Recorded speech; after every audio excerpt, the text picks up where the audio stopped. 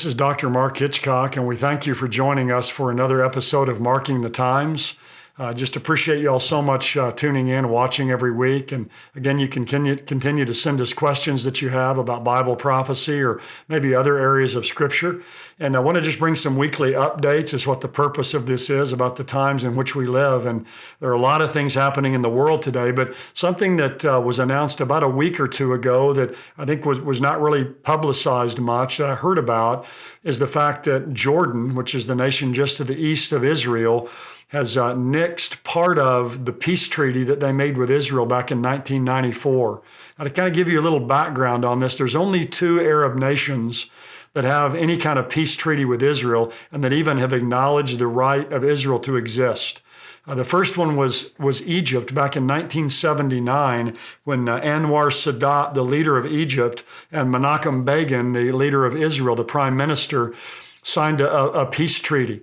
And because of that, Egypt was immediately kicked out of the Arab League. And 2 years later, Anwar Sadat was assassinated by radical Islamic elements within his own country.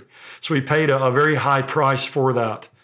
Then in 1994, Jordan, the only other Islamic nation to have a treaty with Israel, they signed a peace treaty with Israel as well. So Egypt is obviously down to the south of Israel. Jordan is to the east of Israel, east of the Jordan River. So Israel's enjoyed peace with those two neighbors while they've had all kinds of problems in the west and Gaza with the Palestinians there. And in the north, they have Syria and Hezbollah that's in Lebanon, which is supported by Iran. And of course, today in Syria, Russia and Iran are both there present as well. So Israel really needs the peace with these two neighbors, the neighbor to the south and the one to the east. But what happened here recently is King Abdullah, who's the king, the monarch in Jordan, is nixing part of that treaty that gave Israel a lease on some land that was disputed. It was leased for 25 years, and so next year in October of 2019, he's going to let that lease expire and that land will go back to Jordan. Now, people were wondering, well, why is he doing that? Well, there's several reasons. One is King Abdullah is in an increasingly precarious position within his own country.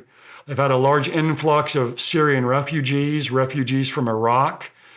There's a growing Islamist element within his country of radicalization. Israel, of course, recently, their capital was declared to be Jerusalem. The United States moved our embassy from Tel Aviv to there. The people, the populace in Jordan do not like that at all. They do not like Israel at all. And so I think what King Abdullah is doing, he's kind of throwing them a bone, really, if you will. He's kind of appeasing the masses by nixing this one part of the peace treaty between Israel and Jordan. And I think this is important because King Abdullah is one of the monarchs or the leaders of the Arab world who survived the Arab Spring. Remember back in 2010, leader after leader and government after government was toppled in these Arab countries, and King Abdullah was able to keep power. But obviously he understands that he's got to keep the people happy within his country or he could be toppled as well. And I think this is important because it could be that this not allowing this lease to go forward is just one thing that he's doing, but it also could be the beginning of the unraveling of the treaty between Israel and Jordan, which would be really bad for Jordan, but it would also be really bad for Israel because they no longer have a peaceful neighbor to their east. And if there's one thing Israel needs, it's peaceful neighbors right around them. So I think this is really an important event, and it could be, again, the type of thing that's setting the stage for the peace treaty the Bible predicts in Daniel 9:27, when ultimately this strong man will come on the world scene, the Antichrist, and he'll make a treaty, a 7-year treaty with Israel.